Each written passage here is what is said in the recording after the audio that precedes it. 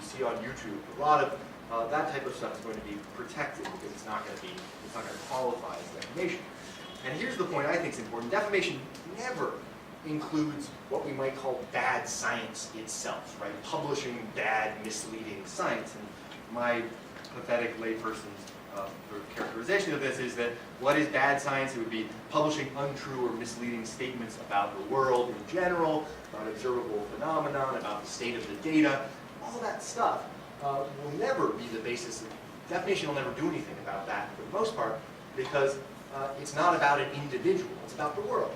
And so it'll never be a defamation issue until you make it about an individual, until you falsely attribute views to that person, or otherwise attack them personally for holding those views. And then while defamation can, no doubt, regulate some of the more extreme forms of personal attack you might see on the internet, another flip side, sort of ironic flip to this, is it may actually impede the efforts on the parts of responsible scientists and science commentators to debunk or criticize bad or misleading scientific work. And this is because, on some level, once you go after that person, so you hold bad, negative, wrong views, or you're doing this for improper purposes, then you're starting to say things about them and their character and their standing that could affect their standing in the community. It becomes a defamation issue.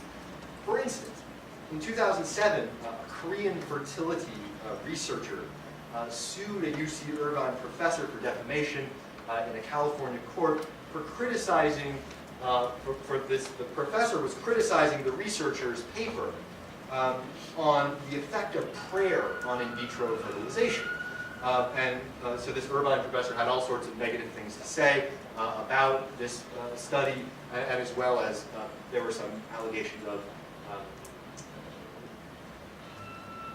sort of wholesale copying from other articles.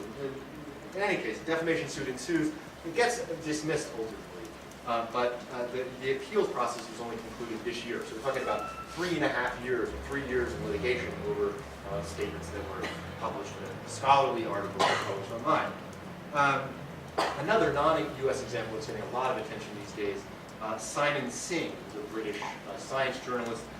In 2008, the British Chiropractic Association sued Simon Singh over a Guardian article describing the claims of chiropractors saying that chiropractic science can cure certain childhood diseases like asthma and colic.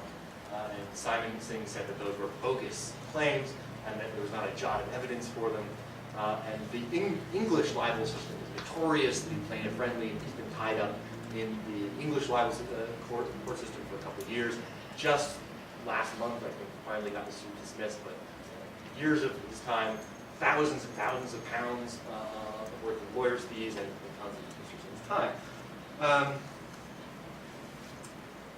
So I have a bit more. I only have a minute left, so let me try to summarize this a little bit more. So I guess one takeaway is, despite these sort of scary stories, the U.S. defamation law does offer a lot of protection for criticizing those views. It's not like you can't express yourself, and any statement that is factually supportable ultimately you would only defeat a defamation claim in court, but it just takes time, it takes money, and the threat of a lawsuit can impede even valid criticism.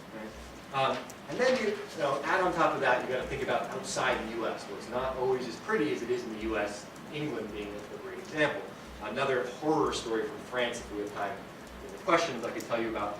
But my last point is a more positive point, which is, despite the ways that the law is not helpful or is limited in some way, it is helpful in one respect, and this was also brought up in the second panel. Section 230 of the Communications Decency Act says basically website publishers aren't liable for third-party content, but it gives bloggers, website publishers, freedom to moderate their comments, edit their comments, and shape their online communities the way they want to. And that's not limited by the First Amendment. So there is hope that bloggers and website publishers can take things into their own hands. I'm out of time, so thanks.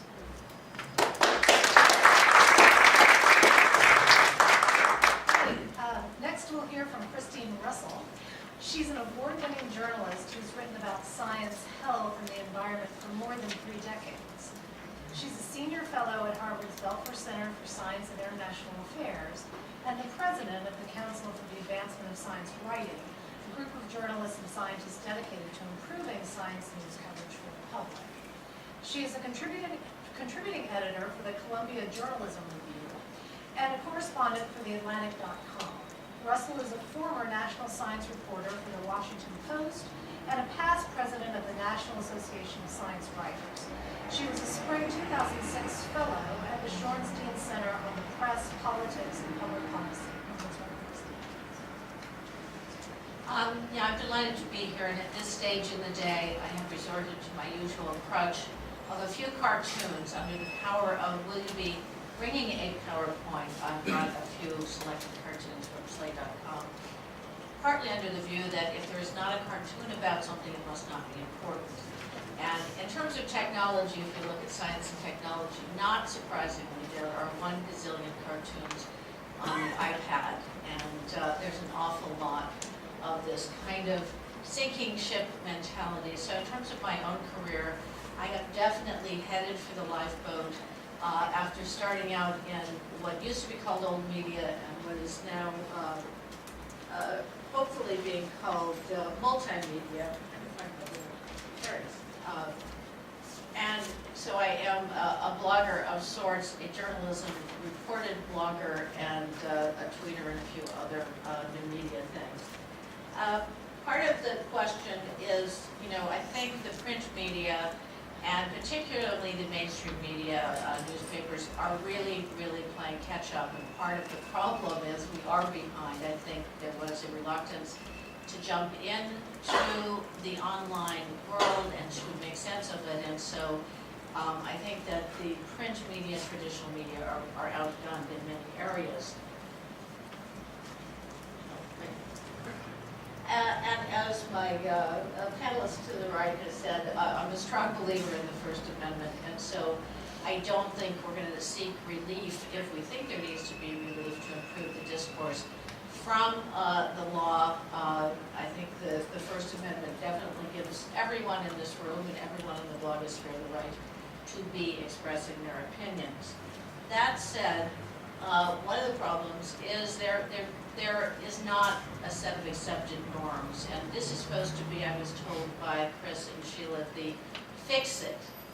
Again, they sit me on the last panel, and we're supposed to be fixing it, but pretty sure that we're still thinking, as everyone in this room has been, about both defining the problem and what some of the possible things we might think about going forward.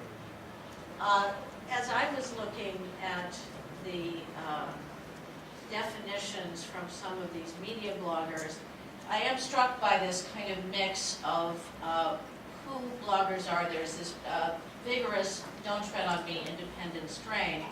And so even as they set out a mission and say they believe in the independence and freedom of expression, but they really don't want to impose any code of conduct for bloggers, and certainly not